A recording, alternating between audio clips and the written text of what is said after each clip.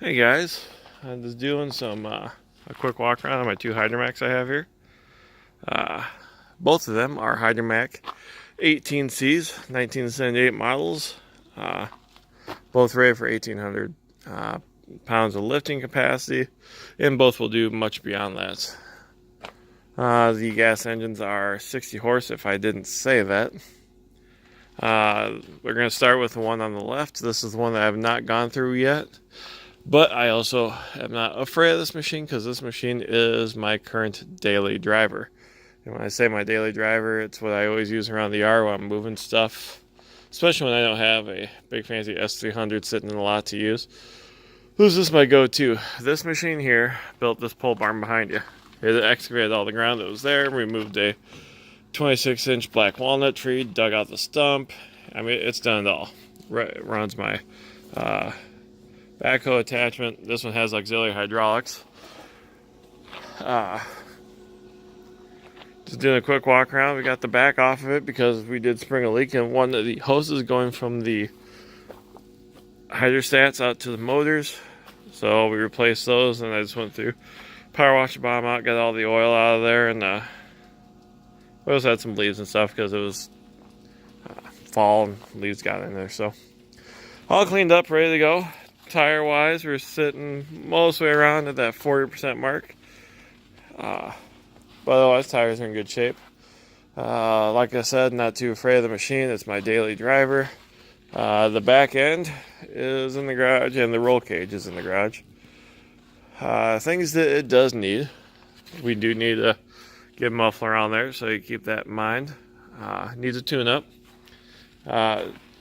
No problems with it. It starts and runs, but it runs a little rough. It runs a little rich, so just need to do a tune-up, get everything all cleaned out.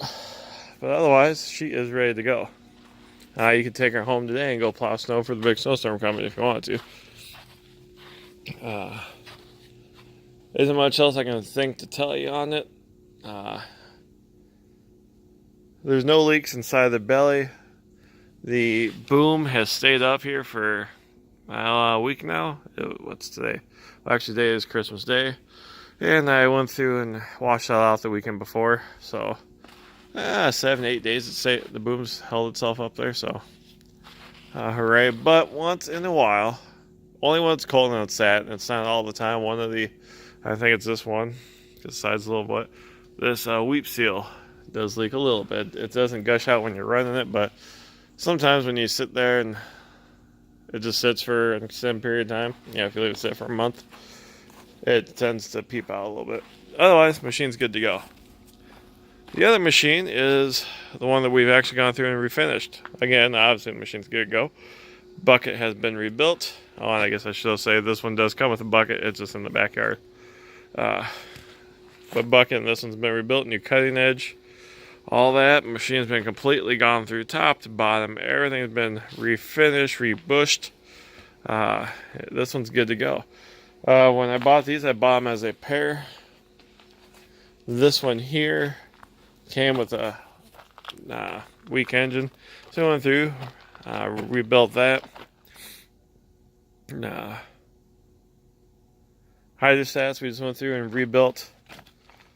Just in case that's where the problem was lying, because there wasn't anything dire inside the engine.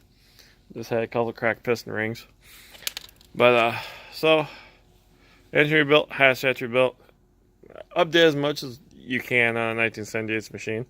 This one has, electric fuel pumps and all that kind of stuff, where that one's still got the mechanical pump around the side of the engine. Otherwise, everything's the same. 60 horse, 1,800 pound lift capacity. This one here has just been, I've already gone through and refurbished it. For your information, it will take about 100 hours. When I went through my sheets of how long it took me to do this one, we were talking 100 hours. Give or take. Some days you make great time, next day, not much at all.